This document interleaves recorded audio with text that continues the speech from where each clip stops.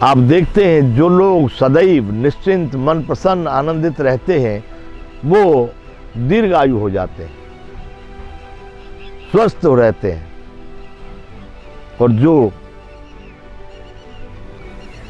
दबाव, तनाव, चिंता, भय, उद्वेग अनेक प्रकार से क्रंदन और उसमें पड़ जाते प्रपंच में, वो दीर्घायु नहीं होते, अल्पायु हो जाते हैं।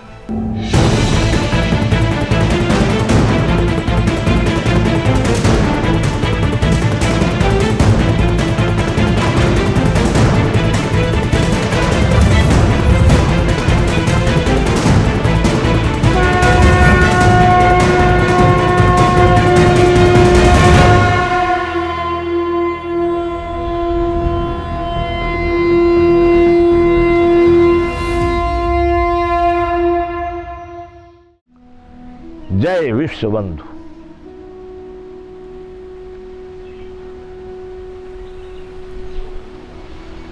बंधुओं, संपूर्ण विश्व के मानव अब, पहले तो ये था हम जानते भी नहीं थे, कितने लोग अभी भी यहाँ पर हमारे समाज में ऐसे जिनको अपने जिला से दूसरे जिला का भी खबर नहीं है। लेकिन इस समय पर, पहले हम कहते थे वसुधैव कुटुंबकम, इस समय तो पूरा विश्व वसुधैव कुटुंबकम जैसा ही लगता है। 24 घंटे में संसार के किसी भी कोने में आप पहुंच सकते हैं। वहां के लोगों से विचारों का आदान प्रदान, संस्कृति सभ्यता का आदान प्रदान, वेशभूषा का आदान प्रदान, भोजन आदि का आदान प्रदान, अनेक प्रकार से हम मानव को मानव की तरह से देखकर उन संस्कारों को मानवता के संस्कार मान करके हम चलें। ये एक वैश्विक वसुधैव कुटुंबकम की भावना है। अब हम बात कर रहे हैं उन घातक, भयानक, विचित्र, डेंजर, खतरनाक विषयों की। उनमें से हम जैसे देख रहे हैं, विश्व में भ्रमण करने के कारण ऐसे प्रवास, तीर्थ यात्रा, चलना फिरना, अनेकों कारणों को लेकर विश्व में जो परिवहन की जो स्थिति बदली है, बदली क्या यूं कहा जाए, एकदम बड़ी विस्तृत हो चुकी है। मेरे विचार से परिवहन इतना अधिक हो चुका है कि जिसके कारण धरती को, वायु को और जल को, तीनों को, पांचों तत्वों को मानो बड़ा कष्ट झेलना पड़ रहा है। आपकी भाषा में हम लोग कहते बड़ा प्रदूषण हो रहा है।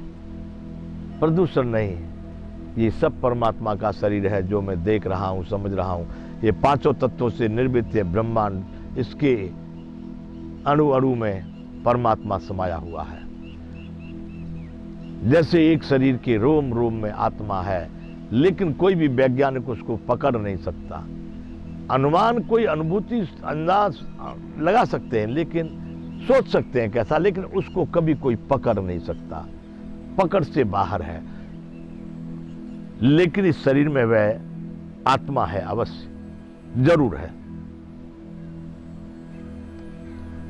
वैसे ही इस ब्रह्मांड के, ब्रह्मांड से छोटा करके आ जाओ आप अपने विश्व के, संसार के, या आप जहां भी हैं उस प्रकृति के, धरती हो कि जल हो कि वायु हो कि अग्नि हो कि आकाश हो, जहां भी कोई संभावना विद्यमान है वहां पर परमात्मा है।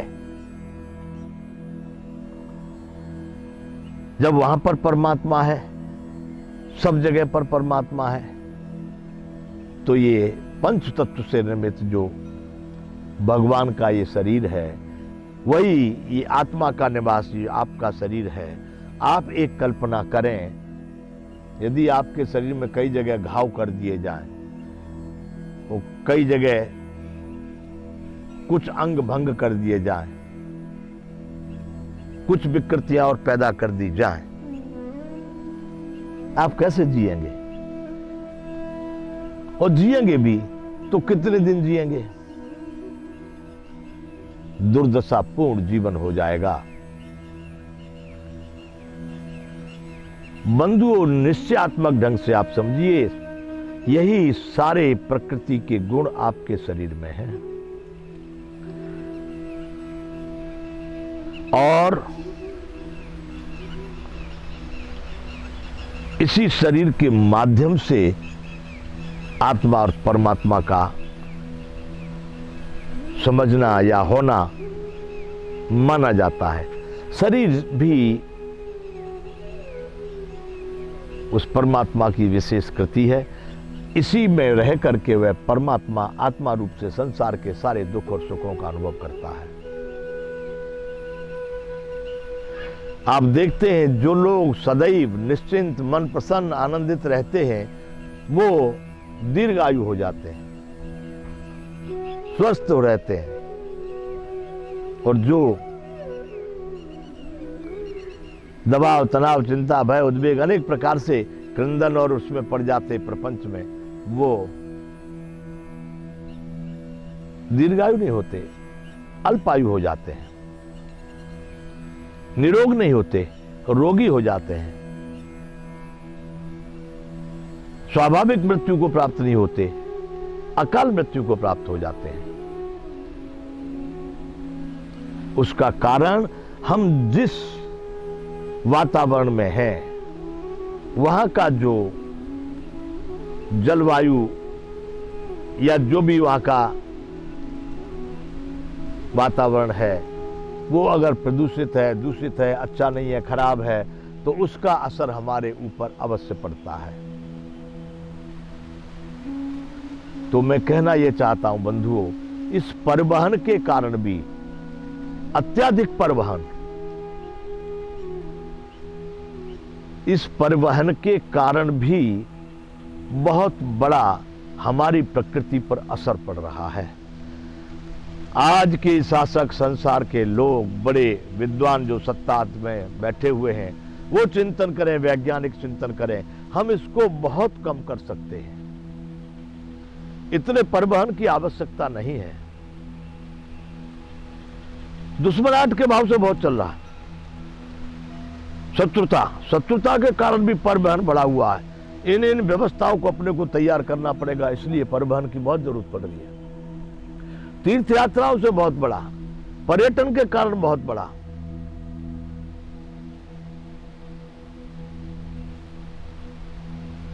जब चैन नहीं है मन में, तो क्या करेगा मन में? शरीर को जंगल में ले जाने से क्या शांति हो जाएगी?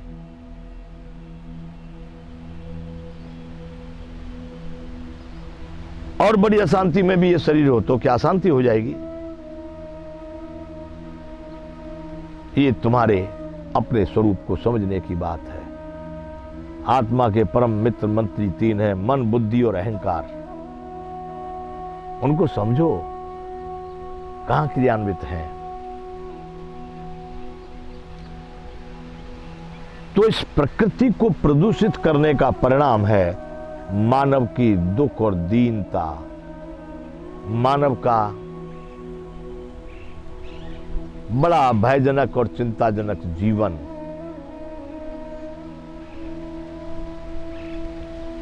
सुख, शांति, आनंद, प्रसन्नता, सबका विनाश। और यही मानव यदि इस प्रकृति के दुख दर्द को समझ ले, इसकी सारी बातों को समझ ले, क्रियाकलापों को समझ ले, तो इतना प्रसन्नचित, इतना आनंदित, इतना सुखी हो सकता है कि जितना कहीं पहले सुनने में आया हो, वेद पुराण शास्त्र ग्रंथों साहित्यों में, पुरातनों में कहा गया हो, या अभी व्यक्तिगत रूप से कहीं बुजुर्ग बड़ील संत महर्षियों से पाया हो, देखा हो।